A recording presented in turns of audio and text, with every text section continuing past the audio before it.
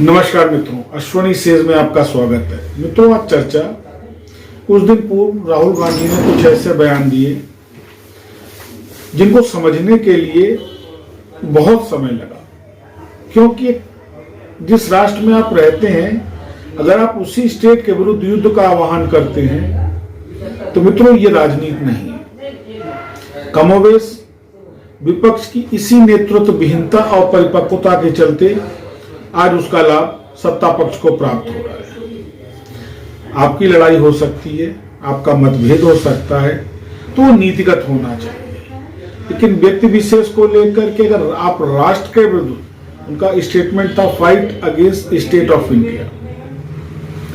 मैं नहीं समझ पा रहा हूं राहुल जी कहना क्या चाहते थे, लेकिन एक सामान्य भाषा में अगर इसके अर्थ को समझा जाए तो यह है कि स्टेट ऑफ इंडिया के अगेंस्ट लड़ाई, राष्ट्र के विरुद्ध युद्ध का आह्वान।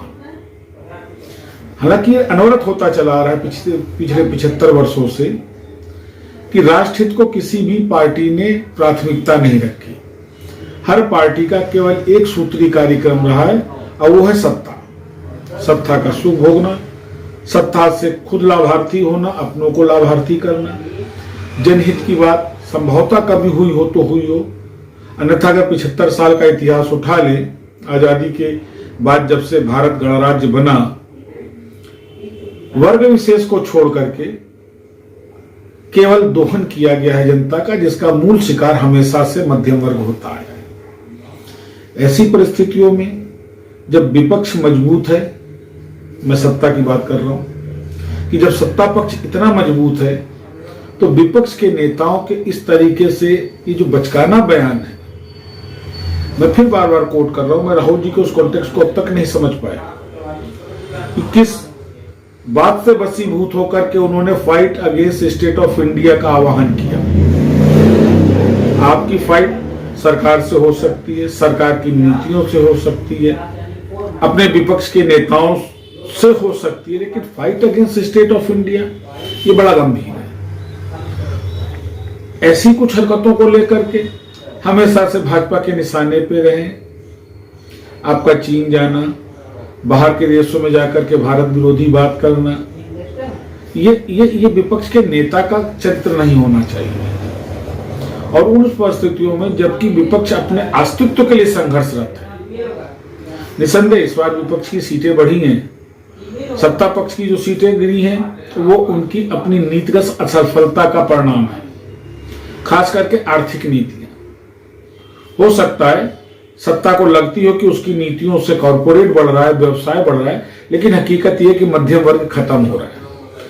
खुदरा मूल्य सूचांक ये दर्शा रहा है कि आम आदमी की उपभोग खरीद क्षमता दिन ब दिन कम होती चली जा रही है। तो नीतिगत असफलता के चलते विपक्ष को सीटें ज्यादा मिली हैं। इस बात का आकलन करना चाहिए कि जब इतना विरोध है नीतिगत, आर्थिक नीतिगत, उसके बाद भी अगर विपक्ष सफल नहीं हो रहा है तो ये कहीं ना कहीं विपक्ष की असफल नेतृत्व क्षमता का परिणाम है। और ऐसी विषम परिस्थितियों में इस तरीके का आह्वान निसंदेह काफी गंभीर है। वैसे भी जॉर्ज सोरोस को लेकर के, वैसे भी जो बाहरी ताकतों को लेकर के भारत की छवि बिगाड़ने का आरोप अनवरत राहुल पे लगता चला आया है।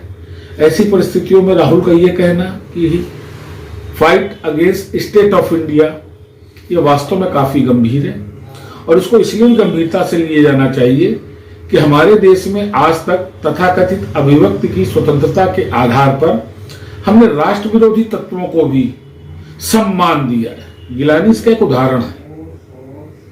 आपको याद हो जम्मू कश्मीर का ये अलगाववादी, जिसको कांग्रेस सरकार में हमेशा तरजीह दी गई, वीआईपी ट्रीटमेंट दिया गया। मतलब मजा देखिए, देश की जनता टैक्स इसलिए देती है कि देश मजबूत हो, देश सुरक्षित हाथों में हो, और हमारे देश की सरकारें क्या कहती हैं, अलगाववादियों को वीआईपी बनाती हैं, उनकी सेवा शुश्रूषा करती हैं, उनकी सुख सुविधा का ख्याल करती हैं। ये शायद दुनिया के इतिहास में अकेला एक ऐसा देश है जहां विरोधी पाले जाते हैं, जहां विरोधियों को और देश के दुश्मनों को सम्मान दिया जाता है। आप याद करिए जेएनयू, हिंदुस्तान तेरे टुकड़े होंगे, और हम आज उस आदमी को सांसद बना रहे हैं। क्या आपको लगता नहीं है कि देश को बाहरी देशों से ज्यादा देश की आंतरिक ताकतों से खतरा जाता है। वो जिनको हम पाल रहे हैं, वो जिनको हम चुन रहे हैं, चाहे शाहीन बाग का मैटर हो। अगर आपका सीएए से कोई विरोध था तो उसके लिए व्यवस्था थी न्यायिक। आप आंदोलन, और वो भी इतना बृहद आंदोलन जिसमें हिंसा भी इन्वॉल्व हुई, तो ये basically it's a call of war against the state.